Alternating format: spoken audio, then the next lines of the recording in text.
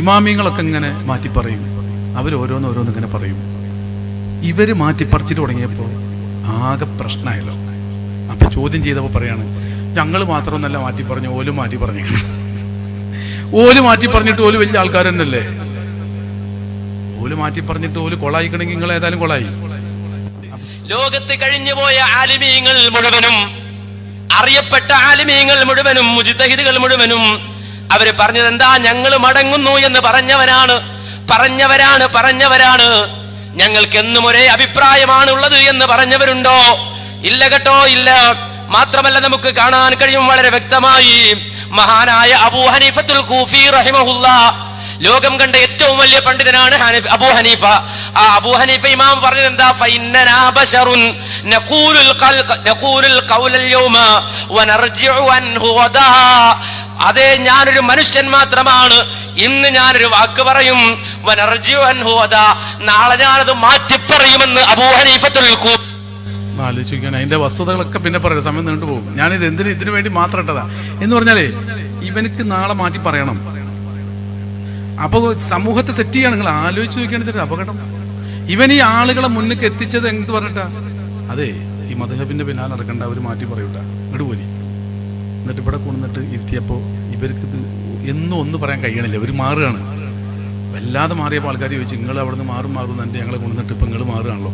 അപ്പൊ അവര് വേറെ വിഷയമുണ്ട്, അവര് വലിയ ആളുകളാണ്. ആര്? അവർ. നിങ്ങൾ എവിടെ നിന്നാണ് ഇറങ്ങിപ്പോന്നത്? അവർ വലിയ ആളുകളാണ്. അവര് മാറ്റി പറഞ്ഞില്ലേ, പിന്നെന്താ നമുക്ക് മാറ്റി പറഞ്ഞാല്? നിങ്ങൾ ആലോചിക്കുകയാണെങ്കിൽ ഈ വിഡ്ഢികളിൽ എവിടേക്കാ എത്തിയവര്? അപ്പൊ ഇവര് മേത്തേക്ക് എടുക്കുന്ന സമയത്ത് നേരെ തിരിച്ചടിക്കുന്ന ഒരു സ്വഭാവമാണ് ഇത്. ഒരാളതല്ല, ഇത് സക്കരിയ സ്വലാഹിയും സെയിം റോള് സ്വീകരിക്കുന്നുണ്ട്. ഞാൻ പറഞ്ഞ ഈ 2 ക്ലിപ്പ് ഇത് മാത്രം ശരിക്കും ഇട്ടാൽ കാര്യം മനസ്സിലാവും. എന്നാൽ ഇതാ സ്വഹൽ ഹദീസു ഫഹുവ മദ്ഹബി എന്ന് പറഞ്ഞതും ഇമാമിങ്ങളായ മുജ്തഹിദുകൾ പറഞ്ഞ വാക്കിന്റെ ഒക്കെ അർത്ഥം എന്താണ്? അവരാരാണ്? ഇതെന്ത് ബന്ധമാണ് ഇവർ രണ്ടുപേരും തമ്മിലുള്ളത്? അതാണ് ഞാൻ പറഞ്ഞത്. പണ്ട് എനിക്കും അറിയാം, നമുക്കും പരിചയമുണ്ടെന്ന് ഞാഞ്ഞോള് പറഞ്ഞ മാതിരിയാണ്. മൂർക്കം പാമ്പ് കടിച്ചപ്പോഴേ ഞാഞ്ഞോള് പറഞ്ഞില്ലേ, നമ്മളെ ടീമിൽപ്പെട്ട ഫാമിലി പെട്ടതാണ്, അതും പാമ്പ് ഞാനും പാമ്പ് എന്ന് പറഞ്ഞില്ലേ എന്ന് പറഞ്ഞ പോലെ ഒരു ബന്ധവും ഇവർക്കിടയിലില്ല. ഇമാമുന ഷാഫിഈ തങ്ങൾക്ക് ഖദീമും ജദീദുല്ലേ, പിന്നെന്താ എനിക്കുണ്ടായാല് എന്നാണ് ഇവർ ചോദിക്കണതെങ്കിൽ എവിടെ എത്തി ഇവരുടെ അവസ്ഥ? നിങ്ങൾ ആലോചിക്കാൻ. എത്ര പഠിച്ചാലും അയാളെ വിജ്ഞാനം തീരുന്നില്ല. കുറെ കാലം കഴിയുമ്പോൾ നമ്മുടെ വിജ്ഞാനം വീണ്ടും വികസിക്കുമ്പോൾ മുമ്പ് പറഞ്ഞതിലൊക്കെ ചില അബദ്ധങ്ങൾ ഉണ്ടെങ്കിൽ അത് തിരുത്താ വേണ്ടത്. ഞാൻ പണ്ട് പറഞ്ഞ ജഹാലത്ത് തന്നെ ഉറച്ചു നിൽക്കുന്നു പറയല്ല. എടോ, ഇമാം ഷാഫി റഹ്മത്തുള്ളാഹി അലൈഹിക്ക് കൗലും ഖദീമും കൗലും ജദീദും ഉണ്ടായത് എങ്ങനെയാ? പഴയ അഭിപ്രായം പുതിയ അഭിപ്രായം ഇല്ലേ മദ്ഹബിൽ? എങ്ങനെ? എന്താ അത് കാരണം? പഴയ അഭിപ്രായം എന്ന് പറയുന്നത് പണ്ട് കിട്ടിയ തെളിവുകളുടെ അടിസ്ഥാനത്തിൽ അദ്ദേഹം പറഞ്ഞ അഭിപ്രായമാണ്. ഇയാൾക്കൊക്കെ പഠിച്ചതിന് ശേഷം പറഞ്ഞാൽ പോരെ എന്ന് ആരെങ്കിലും ചോദിച്ചിട്ടുണ്ടോ? പിന്നീട് പുതിയ അഭിപ്രായം ഉണ്ടാകാൻ കാരണം മുമ്പ് കിട്ടാത്ത ചില വിജ്ഞാനങ്ങൾ കിട്ടിയപ്പോ പഴയ വിജ്ഞാനങ്ങളുടെ അടിസ്ഥാനത്തിൽ പറഞ്ഞ അഭിപ്രായങ്ങൾ തെറ്റാണെന്ന് അദ്ദേഹത്തിന് ബോധ്യമായപ്പോൾ ആളുകൾ എന്തു പറയും എന്ന് വിചാരിച്ച് അദ്ദേഹം തിരുത്താതിരുന്നില്ല. പഴയ അഭിപ്രായങ്ങൾ തിരുത്തി. അതുകൊണ്ട് ഇമാം ഷാഫി റഹ്മത്തുള്ളാഹി അലൈഹിയുടെ അഭിപ്രായങ്ങളിൽ 2 തരം അഭിപ്രായങ്ങൾ കാണാം, ഖൗലുൻ ഖദീം, ഖൗലുൻ ജദീദ്. ആരെങ്കിലും ഇമാം ഷാഫിയെ കുറിച്ച് ആക്ഷേപിക്കാറുണ്ടോ? ഇത് മൊത്തത്തിൽ പണ്ഡിതന്മാർക്കിടയിൽ നടപ്പുള്ള ഒരു കാര്യമാണ്. ഒരു തെറ്റ് നമുക്ക് മുമ്പ് ആരെങ്കിലും ഇമാം ഷാഫിനെ എല്ലാം പറയുമോ? ഷാഫി മദ്ഹബ് സ്വീകരിച്ച് അശ്അരി തുരീഖിൽ ഇഖ്ലാസോടുകൂടി ജീവിക്കുന്ന ഒരു മഹാനം തോന്നില്ല കണ്ടാല്. മുമ്പ് ചോദിക്കണോക്കാണ്, ആരെങ്കിലും ഷാഫി ഇമാമിനെ പറ്റി എന്തെങ്കിലും പറയുമോ? ഈ കണ്ട കാലം വരെ പറഞ്ഞിട്ട് ഈ പിത്തനെ മുഴുവൻ ഉണ്ടാക്കിയിട്ട് ഇപ്പൊ തിരിച്ചടിക്കണോ? സംഭവിച്ചു എന്ന് തോന്നിയാൽ പഴയ ആ തെറ്റ് ഞാൻ തിരുത്തുന്നു എന്ന് പറയല്, അല്ലാഹു സുബ്ഹാനഹു വ തആലയിലേക്ക് ഖേദിച്ച് മടങ്ങല്, അതെല്ലാം എല്ലാവരുടെയും നല്ല സ്വഭാവമായിട്ടാണ് നമ്മൾ കാണുന്നത്. പക്ഷേ തെറ്റു തിരുത്തുന്നതിനെ ശ്ലാഘിക്കേണ്ടതിന് പകരം കുത്തിപ്പറയുകയാണ് പേരോട് ചെയ്യുന്നത്. അദ്ദേഹം മൊത്തത്തിൽ പണ്ഡിതന്മാർക്കിടയിൽ നടപ്പുള്ള ഒരു കാര്യമാണ്. ഒരു തെറ്റ് നമുക്ക് മുമ്പ് സംഭവിച്ചു എന്ന് തോന്നിയാൽ പഴയ ആ തെറ്റ് ഞാൻ തിരുത്തുന്നു എന്ന് പറയല്, അല്ലാഹു സുബ്ഹാനഹു വ തആലയിലേക്ക് ഖേദിച്ച് മടങ്ങല്, അതെല്ലാം എല്ലാവരുടെയും നല്ല സ്വഭാവമായിട്ടാണ് നമ്മൾ കാണുന്നത്.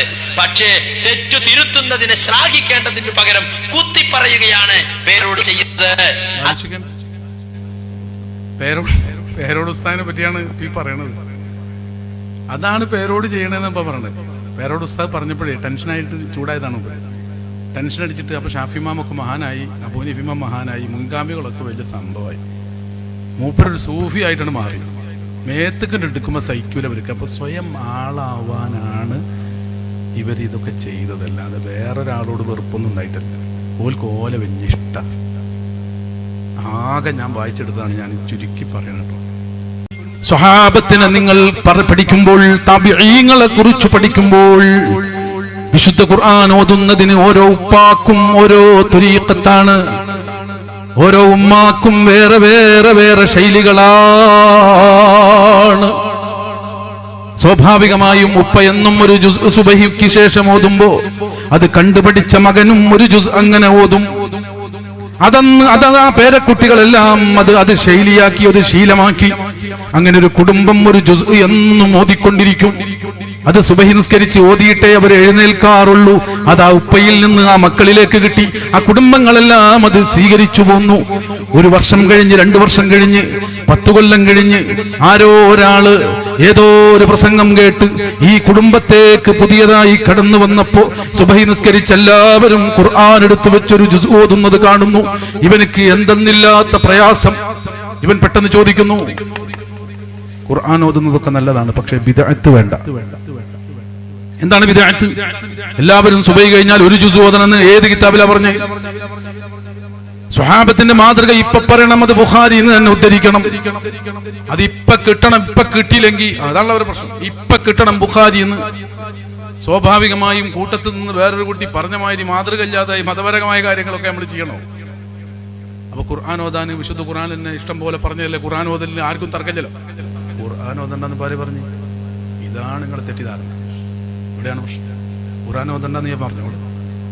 ഞങ്ങളെ കുറിച്ച് അപരാധം പറയരുത്. നിങ്ങളെ മദ്ഹ് പറയണ്ട, ഞങ്ങൾ പറഞ്ഞിട്ടില്ല. സ്വലാത്തില്ല പറഞ്ഞിട്ടില്ല. ദിക്റില്ല, ഞങ്ങൾ പറയുന്നില്ല.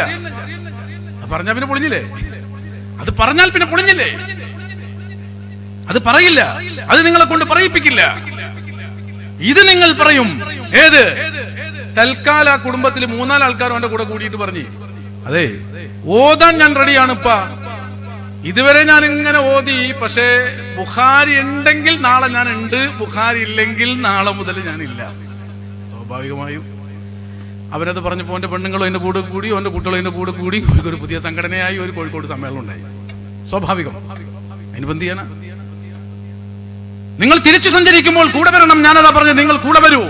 നമുക്ക് തിരിച്ചു പോകാം. നമ്മുടെ ജീവിതത്തിൽ 5 വക്ത് നിസ്കരിച്ചാൽ മതിയോ? 5 വക്ത് നിസ്കരിച്ച് നോമ്പ് പോറ്റ് ഒരു മനുഷ്യർക്ക് വേറെ ഒന്നുമില്ലേ ജീവിതത്തിൽ ചെയ്യാൻ?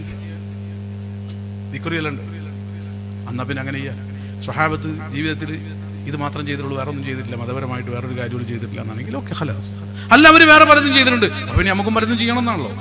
എന്താണ് എന്നല്ല, മുഴുവൻ സമയവും ചെയ്യണമെന്നാണ്. ഒരു ടൈമും മാറ്റിവെക്കാൻ ഒരു അബ്ദിന് പറ്റില്ല. എല്ലാ സമയവും അവൻ ദീനിന് വേണ്ടി പ്രവർത്തിക്കണം, അല്ലാഹുവിന് വേണ്ടി ജീവിക്കണം. ഫോളോ അപ്പ് വേണ്ടേ?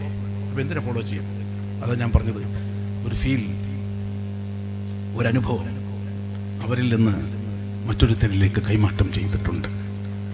ഒരു ഹൃദയത്തിൽ നിന്ന് മറ്റൊരു ഹൃദയത്തിലേക്ക് ഒരനുഭവം കൈമാറ്റം ചെയ്തു പോന്നിട്ടുണ്ട്. ഇന്ന് നമ്മൾക്ക് ഉള്ള, നമ്മളൊക്കെ ഇരിക്കുമ്പോൾ വ്യത്യസ്ത ഭാവം, വ്യത്യസ്ത കുടുംബ പശ്ചാത്തലം, കടം, സാമ്പത്തിക ശേഷി, കച്ചവടം, പഠനം, എല്ലാം പല ലോകത്താണെങ്കിലും എല്ലാവരും ഒരുമിച്ച് ലാ ഇലാഹ ഇല്ലല്ലാഹ്, ലാ ഇലാഹ ഇല്ലല്ലാഹ്, ലാ ഇലാഹ ഇല്ലല്ലാഹ്.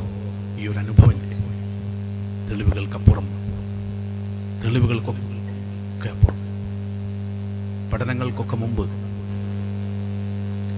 വരികളൊന്നും വായിക്കാൻ അറിയാത്ത കാലത്ത് നമ്മൾ ഹൃദയത്തിൽ ഇടം പിടിച്ച ഈ ഒരു ആനന്ദമില്ലേ, ഒരു ഹരം, എന്തോ ഒരു സുഖം, അത് നമ്മിലേക്ക് കൈമാറ്റം ചെയ്യപ്പെട്ടത്. അതാണ് സത്ത. അതിനെ ചൊല്ലിയാണ് ദിക്ർ ഹൽഖകൾ നടക്കുന്നത്. അതിനെ ചൊല്ലിയാണ് മൗലിദ് നടക്കുന്നത്. ആ ഫീൽ ഉണ്ടല്ലോ, അനുഭവം, അത് ഓരോ കാലത്തും, ഞാൻ പറഞ്ഞില്ലേ, ഓരോ കാലത്തും ആ അനുഭവത്തെയാണ് ഒരു പണ്ഡിതൻ, ആ പണ്ഡിതനിലുള്ള ആ അനുഭവമാണ് ആ പണ്ഡിതനിലൂടെ പ്രകടമാകുന്നത്. സത്തയിൽ ഇതൊക്കെ ഒന്നാണ്. ഇതിൽ ഒരു മാറ്റവും വന്നിട്ടില്ല. അതാണ് മാറാത്ത റബ്ബ് എന്ന് ഞാൻ പറഞ്ഞത്. ആ അനുഭവത്തിന് മാറ്റമില്ല, അതിന് മാറാൻ കഴിയുകയുമില്ല.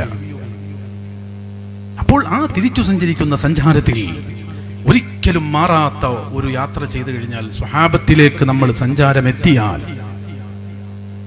ആ സ്വഹാബത്തെ കിറാം റളിയല്ലാഹു അൻഹും അവരിലേക്ക് എത്തിയാൽ, അവരിലെല്ലാം ഉടനീളമുള്ള ഈ ഒരു സ്വഭാവത്തെ പൂർണ്ണാർത്ഥത്തിൽ ഉൾക്കൊണ്ടുകൊണ്ട് വേണം നമ്മൾ ഇസ്ലാമിനെ കുറിച്ചും സുന്നത്ത് ജമാഅത്തിനെ കുറിച്ചും ബിദ്അത്തിനെ കുറിച്ചും പറയാൻ.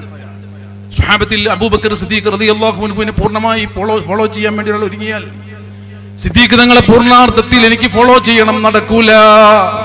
ഉമർ ഇബ്നുൽ ഖത്താബ് തങ്ങളെ പൂർണ്ണാർത്ഥത്തിൽ പിൻപറ്റാൻ ഒരു മനുഷ്യന് കഴിയില്ല. കാരണം എന്താണെന്നറിയോ? നീ ഫോളോ ചെയ്യുന്നത് സിദ്ദീഖ് തങ്ങളുടെ ഹൃദയത്തെയാണ്. ആ ഹൃദയം അനുഭവിച്ച ഒരു സുഖമുണ്ട്, ഒരു ഹരമുണ്ട്. അതനുഭവിക്കാനാണ് നീ ആ സിദ്ദീഖ് തങ്ങളുടെ പിന്നിൽ സഞ്ചരിക്കുന്നത്. പിടിച്ചാൽ കഴിയില്ല. സിദ്ദീഖ് തങ്ങളെക്കാൾ കൂടുതൽ റകഅത്ത് നിസ്കരിക്കാൻ കഴിഞ്ഞേക്കാം, ഉമർ തങ്ങളെക്കാൾ കൂടുതൽ നോമ്പനുഷ്ഠിക്കാൻ കഴിഞ്ഞേക്കാം. എന്നല്ല ഹബീബായ റസൂലുള്ളാഹ് സ്വല്ലല്ലാഹു അലൈഹി വസല്ലമ തങ്ങളെക്കാൾ ഹജ്ജ് ചെയ്ത എത്ര ആളുകൾ നമ്മുടെ നാട്ടിൽ ഇന്നുണ്ട്. മുത്തുനബിയേക്കാൾ കൂടുതൽ ഹജ്ജ് ചെയ്തവരല്ലേ അവർ? അവിടത്തെക്കാൾ കൂടുതൽ നിസ്കരിച്ച എത്ര പേർ ഇന്ന് നമ്മുടെ കൂടെയുണ്ട്? അവിടത്തെക്കാൾ കൂടുതൽ ആയുസ് ജീവിച്ച എത്ര ആളുകളുണ്ട്? എണ്ണമെടുത്താൽ എത്ര പേര് കൂടെയുണ്ട്? പക്ഷെ ആ എണ്ണത്തിലാണോ വിഷയം? അല്ല. ആ വണ്ണമാണോ? എങ്കിൽ ആ വണ്ണത്തെ ഫോളോ ചെയ്യാൻ പിന്നിൽ പോകുന്ന നമുക്ക് സ്വാഭാവികമായും ചിതറലും പതറലും അതതിന്റെ പ്രകൃതിപരമായ ഒരു സത്യമാണ്. ഒരു സ്നേഹത്തെ ഫോളോ ചെയ്യാൻ ഒരു സംഘത്തോട് കൽപ്പിക്കപ്പെട്ടാൽ, ഒരു വിശ്വാസത്തെ, ഒരു അനുഭവത്തെ ഫോളോ ചെയ്യാൻ ഒരു സംഘത്തോട് കൽപ്പിച്ചാൽ, സ്നേഹത്തെ ഫോളോ ചെയ്യുന്ന മുഴുവൻ ആളുകളെയും പ്രകടനം ഒന്നല്ല, ഒരുപോലെയല്ല, ഒരുപോലെ ആവുകയില്ല. ആവണമെന്ന് വാശി പിടിക്കാനും പാടില്ല. അപ്പൊ ഇത് വെറുതെയല്ല ഈ കാട്ടിക്കൂട്ടുന്നത്. ഇതൊക്കെ ഒരു കാട്ടിക്കൂട്ടലുകളായി കാണുന്നവരുണ്ട്, ഇതൊക്കെ അമിതമാണെന്ന് പറയുന്നവരുണ്ട്. ഇതൊക്കെ ആദരവിന്റെ ലോകത്തുള്ള വ്യത്യസ്ത ഈ വൈവിധ്യങ്ങളെ തിരിച്ചറിയാൻ കഴിയാത്തതിന്റെ അപകടമാണ്. സുന്നത്ത് ജമാഅത്ത് വിശദീകരിക്കുമ്പോൾ സ്വാഭാവികമായും അതിൽ ഖാദിരിയ വരും, റിഫാഇ വരും, നഖ്ശബന്ദിയ വരും, സുഹ്റവർദിയ വരും. സുന്നത്ത് ജമാഅത്ത് പറയുമ്പോൾ മാലിക്കി, ഹംബലി, വ്യത്യസ്ത ധാരകൾ ഫിഖഹിന്റെ മേഖലയിൽ വരും, അശ്അരി, മതുരീദി വരും. ഇങ്ങനെ വേറെ വേറെ വേറെ തലങ്ങളൊക്കെ വരും ചർച്ച ചെയ്യുമ്പോൾ. ഇതൊക്കെ വേറെ വേറെയല്ലേ? ഇതിനെയൊക്കെ പരിഹസിക്കുന്ന ഒരു സംഘടന ഇതൊക്കെ വേറെ വേറെയാണ്, ഇതിനൊന്നും വലിയ കാര്യമില്ല, ഇതൊക്കെ എന്തെങ്കിലുമൊക്കെ വിളിച്ചു പറയാണ്. സ്വഹാബത്തിന്റെ കാലം മുതലുള്ള ഈ മാറ്റങ്ങളിൽ പരിഹസിക്കുന്ന ഒരു സംഘമുണ്ട്. എന്നിട്ട് അങ്ങോട്ടൊന്നും പോണ്ട, എല്ലാവരും ഒന്നാവണമെന്ന് ഇന്നുവരെ പറഞ്ഞുകൊണ്ടിരുന്ന സംഘം. സ്വഹാബത്തിന്റെ കാലം മുതൽ പോകുന്നതിലുള്ള ഈ മാറ്റം, ആ മാറ്റത്തെയാണ് ഞാൻ ഈ ഉദാഹരണത്തിലൂടെ അവതരിപ്പിക്കാൻ ശ്രമിക്കുന്നത്. മാറ്റമുണ്ട്, മാറാതെ ഒരിക്കലും സ്നേഹിക്കാൻ കഴിയില്ല. ഒരു ഉമ്മ മരിച്ചാൽ ആ വീട്ടിൽ പോയിട്ട് നിങ്ങൾ ആ മരിച്ച വീട്ടിലിരിക്കണം, എല്ലാവരും വീട്ടെടുത്ത് നോക്കിയാണ്. മൂത്ത കാക്കാക്ക് വലിയ വിഷമമൊന്നുമില്ല. ആ പെങ്ങൾ എന്ത് സ്നേഹമാണ് ഓൾക്കുമ്മാനോട്, നെഞ്ചത്തടിച്ച് കരയാണേ. അവളെ തുരിക്കതാണ്. ജ്യേഷ്ഠന്റെ മുഖത്ത് നോക്കി അങ്ങനെ പറയാൻ പറ്റുമോ? സിദ്ദീഖ് റളിയല്ലാഹു അൻഹു, ഉമർ റളിയല്ലാഹു അൻഹു ഒരു സമയത്ത് ഒരുപോലെയാണോ കാര്യങ്ങളൊക്കെ പ്രകടമായത്? അതിന്റെ അർത്ഥം അവരുടെ ഉള്ളിൽ വിശ്വസിക്കുന്ന റബ്ബുമായുള്ള അവരുടെ വിശ്വാസത്തിൽ അള്ളാഹുവിന് വല്ല മാറ്റമുണ്ടെന്ന് അതിന്റെ അർത്ഥം. മാറൂല, റബ്ബ് മാറൂല. ഉമർ തങ്ങളും സിദ്ദീഖ് തങ്ങൾക്കിടയിൽ മാറ്റമുണ്ട്. ഉമർ റളിയല്ലാഹു അൻഹു ആദ്യം തന്നെ വിത്ർ നിസ്കരിക്കണം, അല്ല രാത്രി എഴുന്നേറ്റിട്ട് വിത്ർ ലാസ്റ്റ് തഹജ്ജുദിന്റെ ശേഷം നിസ്കരിച്ചാൽ മതി എന്ന് പറയുമ്പോ സിദ്ദീഖ് റളിയല്ലാഹു അൻഹു ആദ്യം തന്നെ നിസ്കരിച്ചിട്ട് കടന്നുറങ്ങും. അഥവാ ഉറങ്ങി പോവാണെങ്കിലോ ഉമർ റളിയല്ലാഹു അൻഹു ഉറങ്ങ് സംസാരിച്ചു പോരുത്, ഉറങ്ങ്. അപ്പൊ അല്ലാഹ് മാറിയോ? പിന്നെന്താ മാറി? എന്തിനാണ് ഈ മാറ്റം? എങ്ങനെ സംഭവിച്ചു ഈ മാറ്റം? അപ്പൊ ഞാനതാ പറഞ്ഞത്, മാറുന്ന ഈ ലോകം മുഴുവനും മാറിക്കൊണ്ടിരിക്കുകയാണ്, നമ്മളെല്ലാവരും മാറുകയാണ്. പക്ഷേ മാറാത്തൊരു സ്നേഹത്തിന്റെ ഉള്ളിൽ അതിന്റെ കാമ്പ് ടച്ച് ചെയ്തുകൊണ്ട് നടക്കുന്ന തർക്കമാണ് നമുക്കിടയിൽ സംഭവിച്ചിരിക്കുന്നത്. അല്ലാഹ് എന്ന അനുഭവത്തിൽ തർക്കം, എന്ന വിലയിരുത്തലിൽ തർക്കം. അള്ളാഹുവിനെ വേണ്ടതുപോലെ അവർക്ക് മനസ്സിലാക്കാൻ കഴിഞ്ഞില്ല, അള്ളാഹുവിനെ വേണ്ടതുപോലെ അവർക്ക് ഉൾക്കൊള്ളാൻ കഴിഞ്ഞില്ല. അതുകൊണ്ടല്ലേ നിങ്ങൾക്കറിയാം നമ്മുടെ നാട്ടിലൊക്കെ എത്ര തർക്കങ്ങളുണ്ട്. ചില ആൾക്കാരുണ്ട് തർക്കത്തിൽ തീരെ വരാത്തവര്. നമ്മുടെ നാട്ടിലുണ്ടോന്ന് അറിയില്ല. അവരുടെ നല്ല ജുബ്ബൊക്കെ ഇട്ട് ഇവിടെ ഉണ്ടോന്നറിയില്ല. അവരുടെ തബ്ലീഗ് ജമാഅത്തിന്റെ പേരിലും മറ്റു വഹാബിസത്തിന്റെ പേരിലൊക്കെ ഉണ്ട്. ആരെയും ആക്ഷേപിക്കുന്ന സദസ്സല്ലല്ലോ ഇത് നമ്മുടെ ചർച്ചയാണ്. അവരുടെ വേഷത്തിലൊന്നും ഒരു മാറ്റം ഉണ്ടാവില്ല. അല്ല, വേഷം കണ്ടാൽ വളരെ റാഹത്തായിരിക്കും. ഞാനതിനാ നേരത്തെ പറഞ്ഞത്, പ്രശ്നം ഈ ബാഹ്യമായ ജാടയിലൊന്നും അല്ല. അതല്ല നമ്മുടെ വിഷയം. പിന്നെന്താണ് വിഷയം? എല്ലാവരും പറഞ്ഞുകൊണ്ടിരിക്കുന്ന അല്ലാഹ്, ഈ സങ്കല്പത്തിൽ, ഈ റബ്ബിൽ വിശ്വസിക്കുന്നു എന്ന് പറയുന്ന സത്യത്തിൽ, അവിടെ തന്നെയാണ് വിഷയം. ഒരു വിഷയവും വേറല്ല, അവിടെയാണ് വിഷയം. അല്ലാഹുവിന്റെ ഖുദ്റത്തിന്റെ വിശാലത ഉൾക്കൊള്ളാൻ സാധിച്ചില്ല എന്നതാണ് പ്രശ്നം. ഇവിടെ നിങ്ങൾക്കറിയാം, ഒരു മഹാന്റെ കറാമത്ത് പറഞ്ഞാൽ, കുപ്പിയകത്തുള്ള വസ്തുവിനെ പോലെ കാൺമാൻ ഞാൻ നിങ്ങളുടെ അൽബകമെന്നോവ. ചിലവർക്ക് ഒരു ഒരുപാടായി പോയി, ചിലവർക്ക് ഒരു റാഹത്തില്ല. അങ്ങനെ ഉണ്ടോ ആർക്കെങ്കിലും? നിങ്ങളോടല്ല, ആർക്കെങ്കിലും ഉണ്ടെങ്കിൽ അവരത് ശ്രദ്ധിക്കണം. എന്താ പ്രശ്നം? അവർക്ക് കേൾക്കാലോ, എന്താ പ്രശ്നം? ചാകത്തീനെ ജീവനീടിച്ചോവർ ചാകും കീലാശത്തെ നന്നാക്കി വിട്ടോവർ. ഒരു റാഹത്തില്ലായ്മ ആർക്കെങ്കിലും ഉണ്ടോ? ഏതെങ്കിലും മൂലയിൽ നിൽക്കുന്ന ആർക്കെങ്കിലും ഒരു ഇടങ്ങറുണ്ടോ?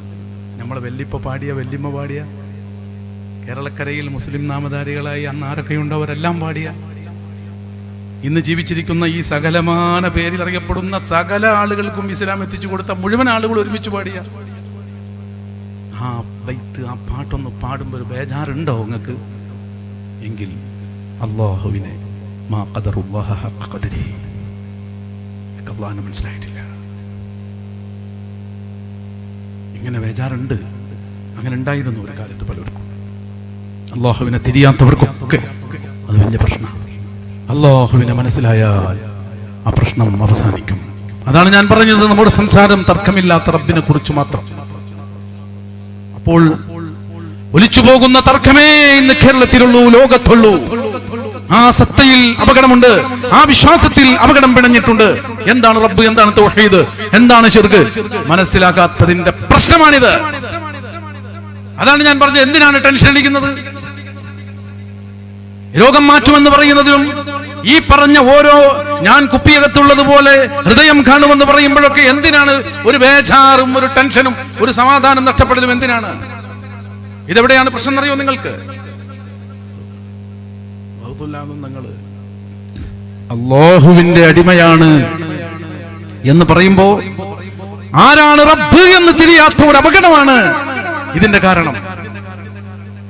ഇവരൊക്കെ ഭൗതികന്മാരുടെ വരികളിലൂടെ എന്ന് പറഞ്ഞാൽ ആത്മീയ ലോകത്തെ പൂർണ്ണമായും തള്ളിക്കളഞ്ഞ ഈ ഭൂമി ഇതങ്ങ് അവസാനിക്കും, നമ്മളെ ജീവിതം കഴിഞ്ഞാൽ നമ്മളിത് കഴിഞ്ഞു എന്ന് പറയുന്ന ഒരു ആശയത്തിന്റെ പിന്നിൽ അവരറിയാതെ സഞ്ചരിച്ചിട്ടുണ്ട്. ശബ്ദം ശ്രവിക്കുന്നവർ ആരെങ്കിലും ഉണ്ടെങ്കിൽ നെഞ്ചത്ത് കൈവച്ച് ഈ പറയുന്നത് നിങ്ങൾ ശ്രദ്ധിക്കണം. ഭൗതികവാദികളുടെ പിറകിൽ നിങ്ങൾ അറിയാതെ സഞ്ചരിച്ചു കൊണ്ടിരിക്കുന്നുണ്ട്. ഞാൻ ഈ പറയുന്നത് നിങ്ങൾ ശ്രദ്ധിക്കണം. എന്താണത്? മരണം കഴിഞ്ഞാൽ പിന്നെ അത് അവസാനിച്ചു എന്ന് പറയുന്ന ഒരു ഭൗതികവാദമുണ്ട്. മരണം കഴിഞ്ഞാൽ പിന്നൊന്നുമില്ല എന്ന് പറഞ്ഞാൽ ആത്മാവ് എന്നൊരു സംഭവം, ഒരു സങ്കല്പം, അതിനെക്കുറിച്ച് ഒരു ബോധവുമില്ല. അങ്ങനത്തെ ഒരു ചർച്ച തന്നെ ഇല്ലാത്ത ഒരു സംഘമുണ്ട് ഇവിടെ നമ്മുടെ. അത് എല്ലാവരും അങ്ങനെയാണ്. ഞാൻ ആ ക്ലിപ്പിലേക്ക് കടന്നു കഴിഞ്ഞാൽ ഇതുണ്ടല്ലോ, നമ്മളെ മറ്റേ ചങ്ങായി പറഞ്ഞല്ലോ, ഈ ആത്മാവന്നല്ല എന്ന് പറഞ്ഞ ചങ്ങായി ഉണ്ടല്ലോ, ഇല്ലേ? ഉണ്ടാ? അത് പെട്ടെന്ന് കേൾക്കുമ്പോൾ നിങ്ങൾക്ക് വേറെ ആരെങ്കിലും തോന്നണ്ട. ഞാൻ സുന്നത്ത് ജമാഅത്തിന്റെ ആദർശ പ്രഭാഷണം നടത്തിക്കൊണ്ടിരിക്കുക തന്നെയാണ്. നമ്മൾ എന്താണ് രവിചന്ദ്രൻ എന്താണ് ഉണ്ടായി? എൻ്റെ മൊബൈൽ തന്നെ ആകും. എന്താണ് ഞങ്ങൾ ഈ വന്നപ്പോൾ ഉണ്ടായ ഒരു ഗുണം? യുക്തിവാദികളുടെ പ്രഭാഷണ വേദികളിൽ ഇന്ന് കറങ്ങുന്ന ഒരു എന്താണ് രവിചന്ദ്രൻ, അദ്ദേഹം പറയുന്നത് ആത്മാവ് എന്നൊരു സാധനമില്ല, അങ്ങനെ ഒരു സങ്കല്പം തന്നെ ഇല്ല. ഒരു മനുഷ്യൻ ഇങ്ങനെ ജനിച്ചിട്ട് അതിങ്ങനെ ഇങ്ങനെ ഇങ്ങനെ മരിച്ചിട്ട് ഇങ്ങനെ ഇങ്ങനെ ഇങ്ങനെ ഇങ്ങനെ അവസാനിക്കും. അതങ്ങനെ ഇങ്ങനെ ഇങ്ങനെ കഴിഞ്ഞു. മരിച്ചു കഴിഞ്ഞാൽ പിന്നെ അതിന്റെ പിന്നാലെ ഇങ്ങനെ കൂടുക, മരിച്ചതിന്റെ പിന്നാലെ ഇങ്ങനെ ഒരു പുച്ഛം വന്നില്ലേ? സുന്നികൾ മരിച്ചതിന്റെ പിന്നാലെ ഇങ്ങനെ കൂടുക, ഒരു ദിക്കറും ചൊല്ലി, പിന്നെ അതിന്റെ പിന്നാലെ കൂടി ഇങ്ങനെ 40 കഴിക്കും, പിന്നെ അതിന്റെ ഇങ്ങനെ ഓരോ മരണപ്പെട്ട് കഴിഞ്ഞാലും യാ റസൂലല്ലാഹ്, മരിച്ചു കഴിഞ്ഞാൽ പിന്നെയും യാ റസൂലല്ലാഹ്, ഇതിങ്ങനെ സ്വല്ലല്ലാഹു അലൈഹി വസല്ലം. മരണപ്പെട്ട് കഴിഞ്ഞു, പിന്നെന്താണ്, അവസാനിച്ചു, പിന്നെ എന്താണ് നിങ്ങൾ എന്നുള്ള ആ മറ്റാളെ ചോദ്യം ഇവരറിയാതെ ചോദിക്കണില്ലേ? ഉണ്ടോ നിങ്ങൾ ചിന്തിക്കണം, അവർ ചിന്തിക്കണം. നിങ്ങൾ ശത്രു മനോഭാവത്തോടെ ഇത് കേൾക്കരുത്. മുസ്ലിമീങ്ങൾ എന്ന് പറഞ്ഞാൽ എന്താണെന്നറിയാം? മരിച്ചതിന്റെ പിന്നാലെ കൂടുന്ന ആൾക്കാരുടെ പേരാണ് മുസ്ലിമീങ്ങൾ. മരിച്ചതിന്റെ പിന്നാലെന്ന് ഓടി ഒളിക്കുന്നവരെ പേരാണ് നിരീശ്വരവാദികൾ, യുക്തിവാദികൾ, ഭൗതികവാദികൾ. മരിച്ചിട്ടും വിടണില്ല. കാരണം എന്താ അറിയോ? നമ്മൾ വിശ്വസിക്കുന്ന വിശ്വാസത്തിൽ മരണമാണ് തുടക്കം, മരണത്തോടുകൂടി തുടങ്ങുകയാണ്. പിന്നെ ഞങ്ങൾ ഖബറുമായിട്ട് അതാണ് ഞങ്ങളുടെ വിഷയം. ഞങ്ങളുടെ വിഷയം അതാണ്. ഞങ്ങൾ പ്രവർത്തിക്കുന്നത് അതിനാണ്. ഞങ്ങൾ പ്രവർത്തിക്കുന്നതിന്റെ ഗുണം അനുഭവിക്കുന്നതിന്റെ ശേഷമാണ്. അല്ലാഹു ആഖിബത്ത് നന്നാക്കണേ അല്ലാഹ്, ഞങ്ങൾക്ക് പ്രതിഫലം തരണേ അല്ലാഹ്, ഞങ്ങളുടെ ജീവിതം നന്നാക്കണേ അല്ലാഹ്. പ്രവർത്തനം മുഴുവനും വന്നേക്കുള്ളതാണ്. അതുകൊണ്ട് മരണം അവ്വലു മൻസിലിൻ, അൽ ഖബറു അവ്വലു മൻസിലിൻ മിൻ മനാസിലിൽ ആഖിറ, ആദ്യത്തെ വീടാണത്. അവിടെ നിന്ന് തുടങ്ങുകയാണ്. അപ്പൊ ആത്മാവ് അവസാനിച്ചു എന്ന് തെറ്റിദ്ധരിച്ചവരുണ്ടെങ്കിൽ അടുത്തു വരൂ. അവസാനിച്ചിട്ടില്ല. ഔലിയാക്കന്മാരെ പിന്നാലെ മരിച്ചു പോയിട്ട് പിന്നെ കൂടുകയാണോ? ഈ ചോദ്യത്തിന്റെ അപകടം എന്താണെന്ന് തിരിച്ചറിയുന്ന നിങ്ങൾ. ഈ ചോദ്യം അപകടം പിടിച്ച ചോദ്യമാണ്. ഇത് യുക്തിവാദിയുടെ ചോദ്യമാണെന്നാണ് ഞാൻ പറയുന്നത്. മരിച്ചു പോയാൽ കൂടെ കൂടണമോ, അതല്ലെങ്കിൽ അങ്ങ് മറന്നു കളയണമോ? അങ്ങനെ ആയിരുന്നെങ്കിൽ അതാണ് ദീനും തൗഹീദുമെങ്കിൽ മൂസാ നബിയുടെ മരണശേഷം, വഫാത്തിന്റെ ശേഷം എത്ര വർഷങ്ങൾക്ക് ശേഷമാണ് നബി തങ്ങൾ മൂസാ നബിയെ കണ്ടു എന്ന് പിന്നെ പറഞ്ഞത്? മൂസാ നബി അലൈഹിസ്സലാമിന്റെ വഫാത്തിന്റെ ശേഷം, വർഷങ്ങൾക്ക് ശേഷം നബി സല്ലല്ലാഹു അലൈഹി വസല്ലം തങ്ങൾ പറയുന്നു, റഅയ്തു മൂസാ ഖായിമൻ യുസല്ലി ഫീ ഖബരിഹി, മൂസാ നബി നിസ്കരിക്കുന്നത് ഞാൻ കണ്ടു എന്ന് നബി സല്ലല്ലാഹു അലൈഹി വസല്ലം തങ്ങൾ പറയുകയാണ്. മൂസാ നബിയുടെ വഫാത്തിന്റെ ശേഷമാണ് മൂസാ നബിനെ കാണുന്നത്, നിസ്കരിക്കുന്നത്. ഈ മരിച്ചതിന്റെ ശേഷം നിങ്ങൾ ഇങ്ങനെ അയിമ കൂടുകയാണ്. അപ്പൊ മരണം ഒരു സമാപനമാണ്. അതോടെ കഴിഞ്ഞുപോയി എന്നൊരു വിഷയമുണ്ടല്ലോ, അതിൽ നിന്ന് നിങ്ങൾ മാറണം. ആദ്യം മരണം അവസാനിക്കലല്ല, ഒരിക്കലുമല്ല. ജനനം അത് തുടക്കവും അല്ല. ജനനം തുടക്കമല്ല, മരണം കൊണ്ട് അവസാനിക്കുകയും ഇല്ല. ജനിക്കും മുമ്പേ ഉള്ള നമ്മൾ, മരണശേഷവും നമ്മളുണ്ട്. ആ ആത്മാവിന്റെ ലോകത്തെ കുറിച്ച് പഠിച്ചവരും വിശ്വസിക്കുന്നവരുമാണ്. ആ വിഷയമാണ് മുസ്ലിമും അല്ലാത്തവനും തമ്മിലുള്ള വേർതിരിവ് അവിടെ വെച്ചാണ്. അപ്പോഴാണ് ഗൈബ് കൊണ്ട് വിശ്വസിക്കുന്നത് വരുന്നത്. അല്ലെങ്കിൽ പിന്നെ പ്രവാചകന്മാർ എന്ത് പറയാനായുള്ളത്? പ്രവാചകന്മാർ മുഴുവനും വന്നത് എന്തിനാ? മരണശേഷത്തെ കാര്യങ്ങൾ പറയാനാണ് കാര്യമായിട്ട് വന്നത്. മരണശേഷത്തെ കുറിച്ച് പറയാൻ വന്നതാണ് അവർ. മരിക്കുമ്പോൾ അവസാനിക്കുമെന്ന് കരുതരുതെന്ന് പറയാൻ വന്നതാണ് അവർ. അപ്പോൾ മരണം കൊണ്ട് അവസാനിക്കുന്നില്ല, തുടങ്ങുകയാണ്. ആ രൂപത്തിൽ ശൈഖ് ജീലാനി തങ്ങളെ കുറിച്ച് നമ്മൾ എന്തെങ്കിലും പറയുമ്പോ, അതല്ലെങ്കിൽ കഴിഞ്ഞുപോയ നബി സല്ലല്ലാഹു അലൈഹി വസല്ലം തങ്ങളെ കുറിച്ച് നമ്മൾ ഇന്ന് സംസാരിക്കുമ്പോ, അത് വിശ്വസിക്കാതെ അങ്ങ് പറയണോ, അതല്ലെങ്കിൽ ഉൾക്കൊണ്ടുകൊണ്ട് ആനന്ദത്തോടു കൂടി പറയണോ? അസ്സലാമു അലൈക അയ്യുഹൻ നബിയ്യു, ഇത് വിശുദ്ധ ഖുർആൻ നിസ്കാരത്തിലുള്ളതല്ലേ? നിസ്കാരത്തിൽ അയ്യുഹൻ നബിയ്യു എന്ന് ഇന്ന് നമ്മൾ പറയുകയല്ല ചെയ്യുന്നത്.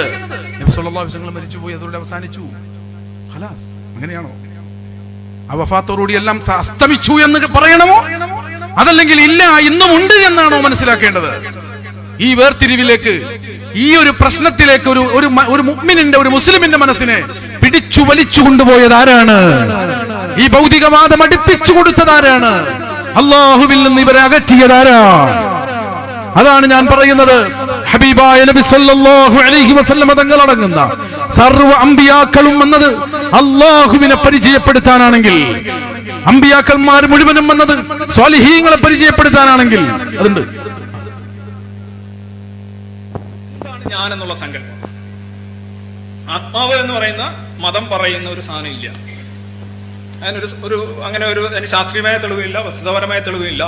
അത് യുക്തിഹീനം കൂടിയാണ്. അതായത് കോമൺ ലോജിക് വെച്ച് തന്നെ നോക്കുകയാണെങ്കിൽ അത് നിലനിൽക്കുന്നതല്ല. നല്ല വിഷയം അതല്ല, പക്ഷെ അത് ഇടയിലൊന്ന് കയറ്റിയിട്ടതാണ്. ഞാൻ ആത്മാവ് എന്നിട്ടൊരു കാര്യമൊന്നുമില്ല. മരിച്ചു കഴിഞ്ഞാൽ വിഷയം കഴിഞ്ഞ് വെറുതെ അതിൻ്റെ കവറിങ് പോയി ഇങ്ങനെ കൊടുക്കുക. ആത്മാവ് എന്നൊരു സംഭവമില്ല. അബ്നാഉ ആദമോടലസ്തു എന്നുരത്തു നീ, അർവാഹുകൾ ബലാമൊഴിഞ്ഞു നാഥൻ തന്നെ നീ. പിന്നെ പരന്നു ഭുവനമിൽ മനുഷ്യകോടികൾ, അവർ തീർത്തു ജാതി വർഗവർണ്ണത്തിന്റെ സീമകൾ. അംലാക്കു ചൊന്ന വചനവും പുലർന്നു പാരിതിൽ. അബ്നാ ആദമോട് അലസ്തു ബിറബ്ബിക്കും എന്ന് അന്ന് ചോദിച്ചു റബ്ബ്. നമ്മളോടൊക്കെ ചോദിച്ചു. നമ്മളോട്, ഞാനും നിങ്ങളുള്ള ഒരു സഭയിൽ വെച്ച് അല്ലാഹു നമ്മളോട് ചോദിച്ചു അലസ്തു ബിറബ്ബിക്കും. നമ്മളെല്ലാം മറുപടി പറഞ്ഞിട്ടുണ്ട്. ഓർമ്മയില്ലാതെ കൊണ്ട് നിഷേധിക്കരുത്, നമുക്ക് ബോധമില്ലാതെ കൊണ്ട് തള്ളിക്കളയരുത്. ആത്മാവിന്റെ ലോകം അങ്ങനെയാണ്. നമ്മൾ ജനിക്കും മുമ്പ് തന്നെ ഉള്ള നമ്മൾ മരിച്ചു കഴിഞ്ഞാലുമുണ്ട് ആ നമ്മൾ. ആ ഞാനാണ് ഞാൻ. ഇത് പറയുന്നവനാണ് യഥാർത്ഥ മുസ്ലിം, അതിനെ നിഷേധിക്കുന്നവനാണ് യുക്തിവാദി. അതുകൊണ്ട് മരണശേഷം അവസാനിച്ചു എന്ന് കരുതരുതെന്ന് ലോകത്തെ പഠിപ്പിക്കാനാ ഹബീബായ നബി സല്ലല്ലാഹു അലൈഹി വസല്ലമ തങ്ങൾ പറഞ്ഞത്. റഅയ്തു മൂസാ ഖായിമൻ യുസല്ലി ഫീ ഖബരിഹി. മൂസാ നബി ഖബറിൽ വെച്ച് നിന്ന് നിസ്കരിക്കുന്നത് ഞാൻ കണ്ടു എന്ന് നബി സല്ലല്ലാഹു അലൈഹി വസല്ലമ തങ്ങൾ പറഞ്ഞ മൂസാ നബി കഴിഞ്ഞുപോയ കാലത്ത് ജീവിച്ച് വഫാത്തായി പോയി, അതോടുകൂടി അങ്ങ് അവസാനിച്ചു പോയ ആളാണെങ്കിൽ അല്ലാഹു ജീവിച്ചിരിക്കുന്ന റബ്ബ്, ഒരിക്കലും മാറാത്ത റബ്ബ്, ആ റബ്ബിനെ കുറിച്ച് മാത്രം അങ്ങ് പറഞ്ഞിരുന്നാൽ മതി. അത് മാത്രമാണ് തൗഹീദ്. അതാണ് തൗഹീദെങ്കിൽ പിന്നെ എന്തിനാണ് അതിൽ മായം കലർത്താൻ വേണ്ടി മൂസാ നബിയുടെ സംഭവം പറയുന്നത്? ഇങ്ങനെ എത്രയെത്ര സംഭവങ്ങൾ വിശുദ്ധ ഖുർആൻ ഉടനീളമുള്ളത്. മരണപ്പെട്ടു പോയ, വഫാത്തായി പോയ മഹാന്മാരെ കുറിച്ചുള്ള ചർച്ചയാണ് ഖുർആനിലുള്ളത്. ഖുർആനിൽ ഉടനീളമുള്ളത് അതാണ്. അതുകൊണ്ട് ഞാൻ പാരമ്പര്യം എന്ന് പറയുന്ന വിഷയത്തിലേക്ക് നമ്മൾ തിരിച്ചു പോകുമ്പോൾ, ഇവിടെ നിന്ന് തിരിച്ചു പോകുമ്പോൾ നമ്മളെല്ലാം അനുഭവിക്കുന്നത് സിദ്ദീഖ് റളിയല്ലാഹു അൻഹുവിന്റെ ഹൃദയത്തിലുള്ള അനുഭവം എന്താണെന്നാണ്. ഉമർ ഇബ്നുൽ ഖത്താബ് തങ്ങളുടെ ജീവിതത്തിലെ അനുഭവം എന്താണെന്നാണ്. ഹൃദയത്തിലെ അനുഭവം, അതിനെ ഫോളോ ചെയ്യാൻ കൽപ്പിക്കപ്പെട്ടവരാണ് നമ്മൾ. അതിനു വേണ്ടിയാണ് ഈ നിസ്കാരവും നോമ്പുമെല്ലാം നമ്മൾ നിർവഹിക്കുന്നത്. ഇതിനെ നബി സല്ലല്ലാഹു അലൈഹി വസല്ലം തങ്ങൾ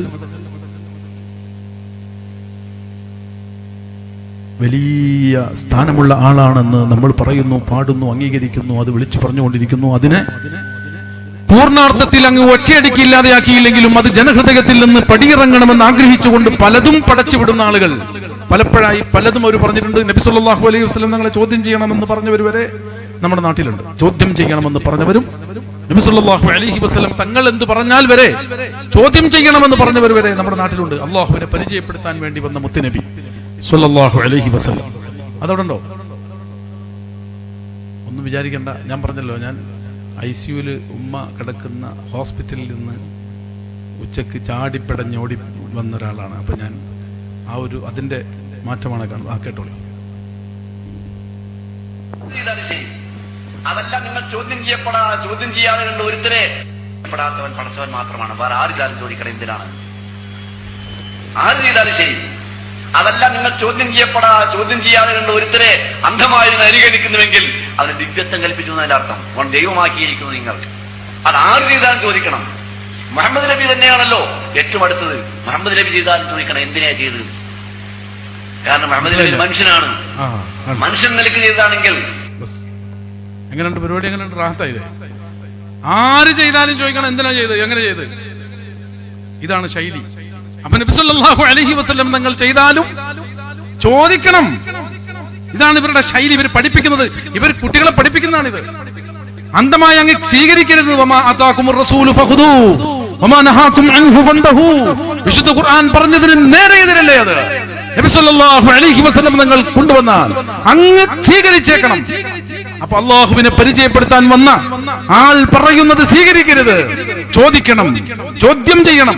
അത് എന്തെങ്കിലും മനസ്സിലാകാതെ ചോദിച്ച് മനസ്സിലാക്കണം എന്നല്ല, ആ ശൈലികൾ കേട്ട് ചോദ്യം ചെയ്യണം. ഈ ശൈലിയാണ് ഇവരുടെ ശൈലി. ഞാനിത് എന്തിനാ പറഞ്ഞത്? ഇവരെല്ലാം ഒതുങ്ങുന്നത്, ഇവരെല്ലാം വിളമ്പുന്നത് അവരുടെ പ്രസ്ഥാനത്തെ പരിചയപ്പെടുത്തലാണ്, അവരുടെ പ്രസ്ഥാനത്തെ വളർത്താൻ വേണ്ടിയാണ്, അല്ലാതെ ഒരു പ്രത്യേക വിഭാഗത്തെ എതിർക്കൽ ഒരു വിഷയമല്ല. നബി സല്ലല്ലാഹു അലൈഹി വസല്ലമ തങ്ങളെ ഹൈലൈറ്റ് ചെയ്യുന്നതിന് അവർക്ക് എന്താ പ്രശ്നം? അവരുടെ പ്രശ്നം അവരുടെ മേത്ത് കിടക്കുവോ, അത് അവർക്ക് പ്രശ്നമാണ്. നബി സല്ലല്ലാഹു അലൈഹി വസല്ലം തെറ്റ് ചെയ്യുന്നു, നബി സല്ലല്ലാഹു അലൈഹി വസല്ലം 100 തവണ ഒരു ദിവസം തെറ്റ് ചെയ്യും, അല്ലെങ്കിൽ ഇസ്തിഗ്ഫാർ എന്തിനാ ചെയ്യണമെന്ന് മൗലവിമാർ ചോദിക്കുന്നുണ്ട്. ഇവിടെ ഞാൻ പറയുന്നത് ഗൗരവം മനസ്സിലായി. നബി സല്ലല്ലാഹു അലൈഹി വസല്ലമ തങ്ങൾ തെറ്റ് ചെയ്യുന്നു എന്ന് അവർ പറഞ്ഞു എന്നുള്ളതല്ല നമ്മളെ പ്രശ്നം. അവരതും അതിലപ്പുറം പറയും. നബി സല്ലല്ലാഹു അലൈഹി വസല്ലമ തങ്ങളെ ചോദ്യം ചെയ്യണമെന്ന് അവർ പറഞ്ഞു, അതല്ല വിഷയം, അത് സ്വാഭാവികമായി അവർ പറയും. പിന്നെന്താ പ്രശ്നം? ഇവർ പറയുന്നത് ആത്മാർത്ഥമായിട്ടല്ല എന്നുള്ളതാണ് പ്രശ്നം. ഈ പറയുന്നതിൽ ഇവർക്ക് ആത്മാർത്ഥത ഇല്ല എന്നുള്ളതാണ് വിഷയം. അതെപ്പോഴാണ് മനസ്സിലാവുകയെന്നറിയോ? ഇവരെ മേത്ത് കെടുത്തു കഴിഞ്ഞാൽ ഇവരെ സ്വഭാവം മാറും. ഇവരെ മേത്ത് കെടുത്ത ഇപ്പൊ എന്താണെന്നറിയോ? ഇപ്പൊ ഈ രണ്ടും തമ്മിൽ തല്ലുണ്ടായപ്പോ ഇവർക്ക് ടെൻഷൻ അടിക്കാൻ തുടങ്ങി. ഇവർ ഈ ചോദ്യം ചെയ്യപ്പെടല്ലേ. പണ്ടൊക്കെ ഇങ്ങനെ ചോദ്യം ഇങ്ങനെ ചോദിക്കലായിരുന്നു. ഇപ്പൊ പരസ്പരം അങ്ങോട്ടും ഇങ്ങോട്ടും ചോദ്യം അടിയും തുടങ്ങിയപ്പോ ഇവർക്ക് വിഷമായി, ബേജാറായി. അപ്പൊ മേത്തേക്ക് വന്നപ്പോ ഇവരെ ശൈലികൾ മാറി തുടങ്ങി. സ്വന്തത്തെ കുത്തുമ്പോഴാണ് ഇവർ സത്യം പറയുള്ളൂ. ഒരാൾ പറയുന്നുണ്ട്, തൗബ ചെയ്തത് 100 വട്ടം തൗബ ചെയ്താല് തെറ്റ് ചെയ്യാന്നുള്ളത് വാക്കുകൊണ്ട്, അബ്ദുറഹ്മാൻ സലഫിയുടെ ഒരു വാക്കുകൊണ്ട് ഒരു മനുഷ്യൻ വഴികേടിലാകരുത് എന്ന് ഞങ്ങൾക്ക് ആഗ്രഹമുണ്ട്. ഞങ്ങൾ ഇങ്ങനെ പറഞ്ഞിട്ടുണ്ടെങ്കിൽ മാലോകത്ത് ജീവിക്കുന്ന മുഴുവൻ ആളുകളോടും ഞങ്ങൾ മാപ്പ് ചോദിക്കുന്നു. പക്ഷേ ഞങ്ങൾ ഒരു അല്ല, ഇതെന്താ സംഭവം അറിയോ? ഇത് ഈ ചിലപ്പോൾ നിങ്ങൾ മുമ്പ് കേട്ടിട്ടുണ്ടാവില്ല, അതാണ് ഞാൻ പറഞ്ഞു. ഇതൊക്കെ നിങ്ങൾ കേട്ടാണ്, പക്ഷെ ഈ വിഷയങ്ങൾ കേട്ടിട്ടില്ല. അത് ഞാൻ ഇന്ന് കേട്ടിട്ടുള്ളൂ, അതാണ് ഞങ്ങളോട് പറഞ്ഞത്. കേട്ടിട്ടുണ്ടാവും, പക്ഷെ വിഷയങ്ങൾ ചിന്തിച്ചിട്ടുണ്ടാവില്ല. അതായത് മൂപ്പരെ കളിയാക്കുകയാണ്. സക്കരിയ സ്വലാഹി എന്ന് പറഞ്ഞ ഒരു സാധുവാണ് ഈ സാധുവിനെ കളിയാക്കുന്നത്.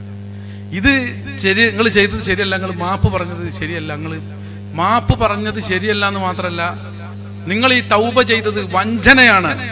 തെറ്റുകൾ ചെയ്തിട്ടില്ലെങ്കിൽ പിന്നെ എന്തിനാ നിങ്ങൾ തൗബ ചെയ്തതെന്ന് സക്കരിയ സ്വലാഹി ചോദിക്കുന്നുണ്ട്. അപ്പൊ മേത്ത് കിടത്തി തൗബ ചെയ്തിട്ടുണ്ടോ തെറ്റ് ചെയ്യണം എന്നുള്ളതാണ് അവരുടെ ഉസൂല്. ഞാൻ അതിനു വേണ്ടി പറഞ്ഞാണ്. വഹാബി ഉസൂൽ എന്ന് പറഞ്ഞാൽ ഇസ്തിഗ്ഫാർ ചൊല്ലി തൗബ ചെയ്താൽ പിന്നെ ആള് തെറ്റ് ചെയ്തിട്ടുണ്ട്, അത് നബിയാണെങ്കിലും ചെയ്തിട്ടുണ്ട് എന്നുള്ളതാണ് അവരുടെ ഉസൂൽ. ആ ഉസൂൽ വെച്ചിട്ടാണ് ഈ ചർച്ച നടക്കുന്നത്. സാധനം കിട്ടിയെങ്കിൽ മാത്രം നിങ്ങൾ എന്നെ നോക്കുക, അപ്പൊ ഞാൻ നിർത്തുള്ളൂ. ഇത് രണ്ടും കുഴഞ്ഞതുകൊണ്ടാണ് എന്റെ പ്രസംഗം എവിടെ എന്ന് ഞങ്ങൾക്ക് ആഗ്രഹമുണ്ട്. ഞങ്ങൾ ഇങ്ങനെ പറഞ്ഞിട്ടുണ്ടെങ്കിൽ മാലോകത്ത് ജീവിക്കുന്ന മുഴുവൻ ആളുകളോ പിന്നെ തൗബ ചെയ്യേണ്ട ആവശ്യമുണ്ടോ?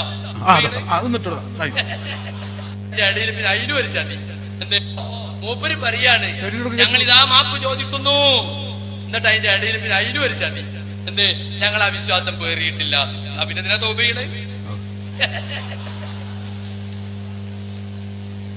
പിന്നെ തൗബ ചെയ്യേണ്ട ആവശ്യമുണ്ടോ? അപ്പൊ തൗബയിലും ചതി. എന്തൊരു കഷ്ടം.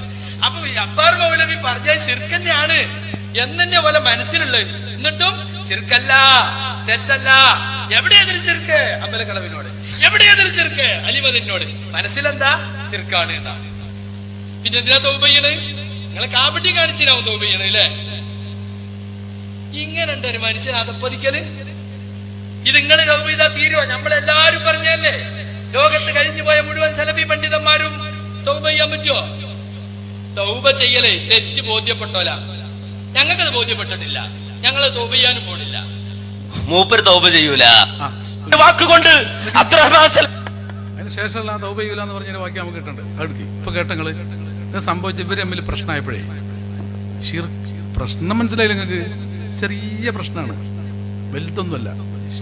പണ്ട് ഒരു ഉമ്മ പറഞ്ഞേ, എന്റെ കുട്ടിക്ക് ഗൾഫ് പോകാനുള്ള എല്ലാം റെഡി ആയിക്കണ്, ആകെ 2 പേപ്പർ റെഡി ആവാനുള്ള, ഒന്ന് പാസ്പോർട്ട്, ഒന്ന് വിസ എന്ന് പറഞ്ഞു, ബാക്കിയൊക്കെ റെഡിയാവും എന്ന് പറഞ്ഞ മാതിരി ചെറിയ 2 വിഷയമാണ് ഇവർക്കിടയിലുള്ള പ്രശ്നം. ഒന്ന് ശിർക്കും, ഒന്ന് തൗഹീദും. വേറെ പ്രശ്നമൊന്നുമില്ല. നിസ്കാരത്തിനും മറ്റു കാര്യങ്ങളിലൊന്നും പ്രശ്നമില്ല, സിർക്കിനും തൗഹീദിനും മാത്രമാണ് പ്രശ്നം. ആലോചിക്കേണ്ടതിന്റെ ഗൗരവം. അപ്പൊ അതിൽ ചെറിയ തൗബയും കാര്യങ്ങളൊക്കെ നടക്കണം. നിങ്ങൾ വിചാരിക്കേണ്ട അങ്ങോട്ടും തല്ലുണ്ടാക്കിയിട്ട് തൗബയാണെന്ന്. ചെറിയൊരു ശിർക്ക് ചെയ്തിട്ട് വലിയൊരു തൗബ ചെയ്യാണ്. ഇവർക്ക് ഷിർക്കിന് വണ്ണും വലിപ്പൊക്കെ ഉണ്ടല്ലോ. അപ്പൊ മുപ്പര് മറ്റാൾ ചെയ്ത ഷിർക്ക് പിന്നെ മുപ്പര് പൊതു സമൂഹത്തിൽ തൗബ ചെയ്യാണ്. ആരാ ഷിർക്ക് ചെയ്തത്? ഇവരുടെ നേതാവ് ഷിർക്ക് ചെയ്ത് പ്രകാലം കഴിഞ്ഞിട്ട് ആ നേതാവ് പൊതുമധ്യത്തിൽ വന്നിട്ട് പറയാണ്, ഞാൻ ഷിർക്ക് ചെയ്തത്, ഞാൻ തൗബ ചെയ്യാണ്, അല്ലാഹുവിനോട് ഞാൻ തൗബ ചെയ്യാണ്. അപ്പൊ മറ്റേ ഷിർക്ക് അവിടുന്ന് ഈ ഷിർക്കിനെ കളിയാക്കുകയാണ്. അതാണ് ഇപ്പൊ ഈ കാണുന്നത്. അപ്പൊ ഞാനിത് പറഞ്ഞത് വിഷയം എന്താ വെച്ചാല്, അപ്പൊ ഇവർ ഈ നേതാക്കന്മാരാവാനാണ് ഈ വഹാബി ആവണേ. സാധനം കിട്ടിയാൽ മാത്രം നിങ്ങൾ ഇടണ്ട, ഞാൻ പറയുമ്പോട്ടാ. നേതാക്കന്മാരാവാൻ വേണ്ടി വഹാബിയാണ്. അന്ന് സംഭവം അറിയോ? അപ്പൊ നമ്മളെ മേത്ത് കിടക്കുമ്പോൾ അവർക്ക് ദേഷ്യം പിടിക്കും. ഇപ്പൊ ചോദിച്ചില്ലേ, എടാ ജി തൗബ ചെയ്തത് ഷിർക്ക് ചെയ്തിട്ടല്ലടാ ജി, നീ അങ്ങനെ വിശ്വസിച്ചിട്ട് തന്നെയല്ല ജി തൗബ ചെയ്ത്? ചോദിക്കുകയാണ്. ഇല്ല, ഞാൻ വിശ്വസിച്ചിട്ടില്ല. പിന്നെന്തിനാ ജി തൗബ ചെയ്തതെന്നാണ് ചോദിക്കണം. അപ്പൊ ബേജാറായല്ലോ. അപ്പൊ മൂപ്പര് മുത്തുനബിനെ കുറിച്ച് പറയാണ്. അവിടെയാണ് പോയിന്റ്. നമ്മക്കൊന്ന് ഒന്ന് എഴുന്നേറ്റ് നിൽക്കണ്ടേ? അതിന്